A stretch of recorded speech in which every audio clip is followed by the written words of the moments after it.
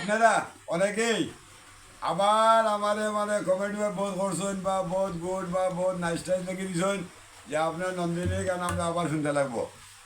এই বলিয়া আমি আজকে আবার আপনারা আমার নন্দিনীর গান শুনাইয়া আর আমার অমরজিৎ জানডা তাই তো বলে আসুন আর আমি রসিদ চক্রবর্তী আমি আছি করতালে গাও।